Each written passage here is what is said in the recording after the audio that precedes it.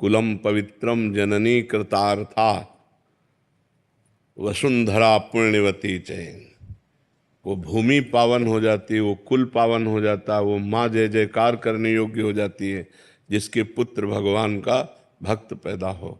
नाम प्रसंग कहत उपदेश, जहाँ या धर्म धन्य सो देश, धन्य सो कुल जो जन्म भयो, धन्य सो तात धन्य सो माय, संतत सकल सुनो चितलाय। श्री हरिवंश। जो भगवान का नाम जप करने वाला भक्त जिस कुल में पैदा हुआ, वो देश धन्य, वो गांव धन्य, वो कुल धन्य, वो माता पिता धन्य जिसमें भगवान का अनुरागी भक्त। तो इसलिए कुछ नियमों का पालन अगर करे और भगवान का भजन करे तो भक्त संतान होने की संभावना है, वो भी भगवान की कृपा से। पहली बात तो जिस दिन से गर्भ आ जाए उस दिन से माँ और पिता दोनों ब्रह्मचर्य रहें, पति पत्नी दोनों ब्रह्मचर्य रहें, और सात्विक भोजन पावें, तीर्थों का अवगाहन करें, शास्त्र का स्वाध्याय करें, नाम जप करें और भगवान से प्रार्थना करें, तो जरूर भगवान का भक्त गर्भ से प्रकट हो सकता है। दूसरा कोई उपाय नहीं। संसार का त्याग करके रात दिन भगवान में चित्त जोड़ना ये बहुत बड़ी बात है, ये बहुत बड़ी बात है। तो ऐसा करे, भगवान से प्रार्थना करे और संयम से चले, नाम जप करे, तो वही संस्कार गर्भस्थ शिशु में पड़ेंगे तो जरूर न जरूर भगवान का भक्त या देश भक्त पैदा हो जाए तो जीवन कृतार्थ हो जाए।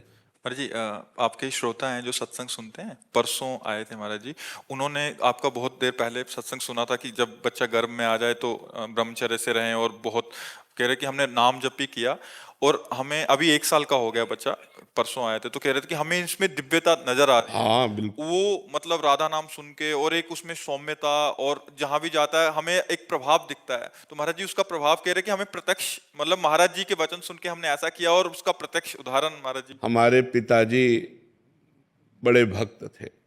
इस शरीर के जो पिता कभी जूता पहन के हल नहीं जोता, नंगे पैर हल जोता। और संतों की सेवा, तो हम लोग जब छोटे छोटे थे, चार चार संत आ जाते, सबके चरण दबाओ, चरण धो, चरणामृत पियो, और उनके पास बैठना, वो श्री राम जय जय राम कीर्तन कराते, कीर्तन करते, भागवत हो रही वही बैठ के सुनते। बचपन से भागवतिक सब परमाणु मिले। माता जी को तो क्या कहना, साक्षात देवी। बस वो ऊपर एकांत दुखंडा मकान था, तो ऊपर एकांत में बैठे राधा कृष्ण की छवि रखे, वो तो बस जप में ही अधिक लगी रहती थी। तो उसका प्रभाव देखो कि हमारे पिताजी भक्त, माताजी भक्त, तो हम भक्त, हमारा परिवार का सब पूरा सदस्य भक्त, बहनें भाई सब भक्त हैं। तो जैसे हम परमाणु अपने परिवार को देते हैं वैसा ही हमारा परिवार होता है। तो हम माता पिता का विशेष योगदान होता है। पुत्र की उद्दंडता या सौम्यता ये माता पिता से। अब आप गंदे आचरण कर रहे हो, गर्भस्थ शिशु है, उल्टा सीधा खा रहे हो, उल्टे सीधी बातें कर रहे हो, वही संस्कार पड़ रहे हैं।